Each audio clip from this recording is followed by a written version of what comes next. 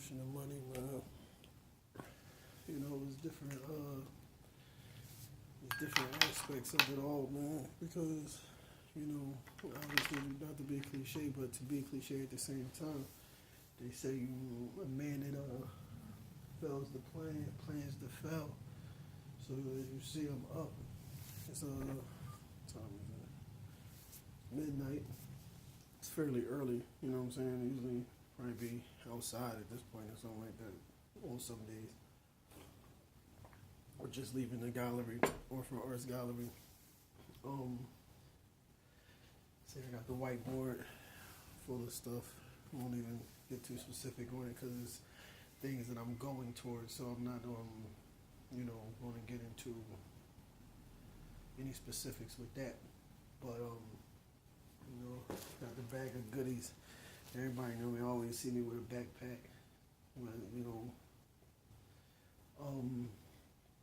I was thinking about this whole Donald Trump situation, man. Honestly, I don't even care who the president is. Like, having Obama the president was cool. You know what I mean? He was cool. He is cool. You know, I feel blessed to have seen that. You know, especially for 2 terms.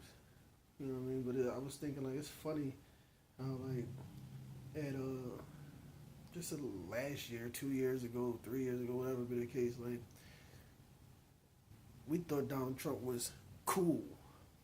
Not because of any type of swag reason or because he was savvy or he was clean cut or for any reason other than that he succeeded at the American dream and having his name branded and his name representing wealth, you know, and we was duped by his money superseding, you know, perspective. No one cares about anybody's struggle or what's going on in their everyday lives as long as on paper and, you know, to the public eye and so forth, they look successful, meaning they have material things or that they have fame or popularity, you know. So to get back into giving that perspective of revolution and money, you know, is money always comes into play no matter what. They based the whole American dream off of money succeeding, whether it was the picket fence with the family and things. That was all depicted off of them husband going out, coming back with money, you know, food to put on the table, savings, able to buy a better home, and eventually, you know, be able to provide for his kids, his wife, pets, whatever be the case. You know, my revolution is me throwing on my cape, jumping out of that phone booth and you know, presenting music, you know, art, you know what I mean, like fashion. I've actually had a pretty cool I call it a personal internship of sorts. You know, for the last 4 or 5 years, I've been working. I would say 4 years, like working with, you know, super creative people from Zykia with Distorted Freedom, you know, with the clothing line, and we did a whole fashion panel. We had Amori Loren and Khalil from Geek from Philly, and just a few different people. You know, honestly, you know, like 2 years ago, so it's skipping, you know, Jay Melodic, who now is working with Chad West, you know, was working under Vidal Davis at some point. You know, that all took form from linking him with Bernard Parker. And I'm saying these names not because I want to get any recognition, because I usually shy away from doing that, but it's important. You know, I noticed that a lot of people have done that, so people cannot recognize the name drop, but recognize the work that has been put in, or recognize the circle in which you know people have been in. You know what I mean? I remember just, you know, even not to lose sight of what I was saying. I learned a lot from working with Art Mike. You know, he's doing a lot right now with his own art and things like that. But, you know, he had an art gallery he was working out of, and He was doing tattoos. It was his gallery. We partnered up and we just started to develop a brand and a whole direction of art. And that kind of, went wherever because we all just had so much going on. But my whole point is for the last couple of years, I've been, learning because I didn't have the opportunity to go through those phases in my younger years due to prison. But even that experience led me to those experiences because had I not gone there, I wouldn't have. My walkie was Emory Jones, who's actually right now is leading urban fashion and everything under that umbrella with Rock Nation and Rock Apparel rather. My bunkie who I shared articles and newspapers with and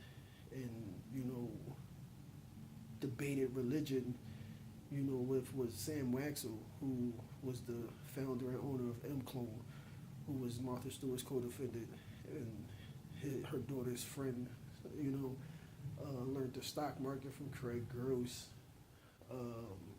Just to name a few people, you know what I mean? Like, so for me, like my tutelage is a little bit different than everyone else's that I've actually come in contact with because of the people and things I've been exposed to. So I get into all of that to say that I went long on myself. I made some sacrifices financially and to kind of not go down the same roads I went down before, and handicapping myself, to be specific, like running in the streets and, just doing things like that chase money because I was told by a wealthy man, don't make it about money. He told me to do what I enjoy doing, follow my passions, follow my goals, and the money will come. So when I say I went long, that's a Wall Street term, in meaning that your view on the profits are on things in the future going up, which is why they call commodities futures. I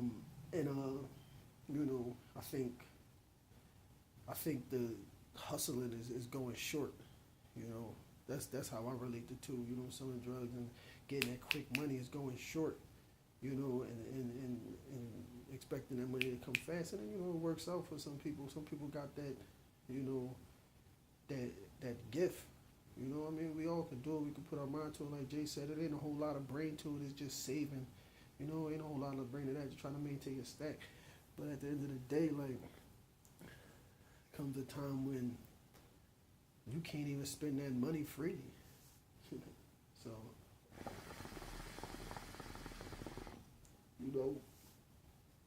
there comes a time where you can afford an expensive car because you saved up so much money, but you scared to get it because you don't want to make yourself hot. You know what I'm saying?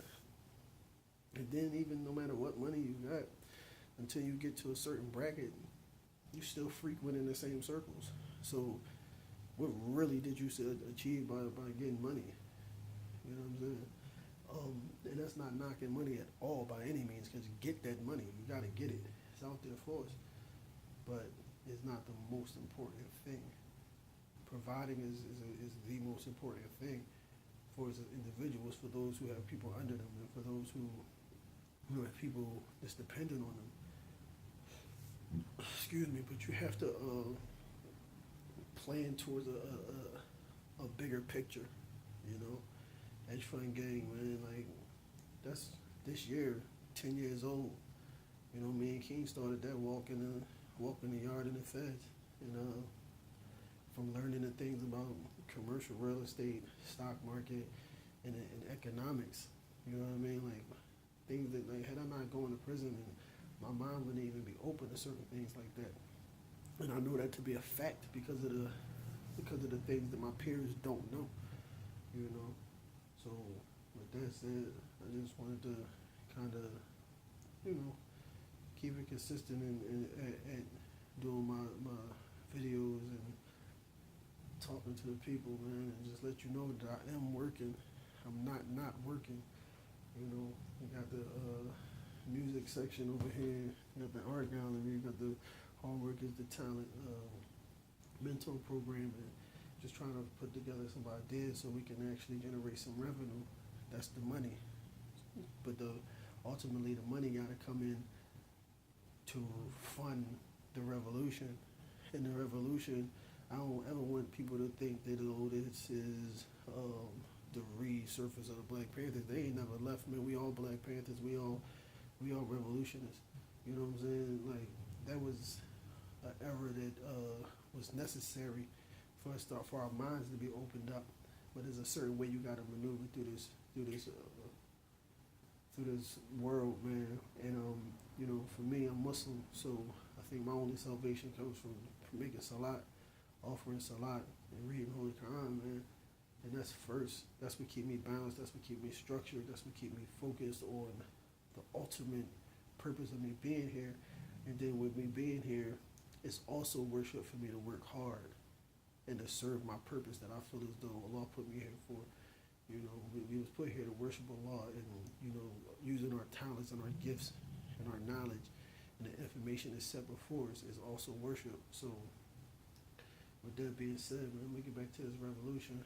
Let's see if we can bring in some money. King Heroin, Revolution of Money, Volume 1. I actually set a date. I'm going to officially drop it April 3rd, which is my sister Sarah's birthday, and the 2-year anniversary to Placebo. I dropped that on her birthday. And it's funny because she was actually mad at me because I promoted Placebo. You know, I dropped it out of nowhere. I didn't set a date like I did just now, and I dropped it, and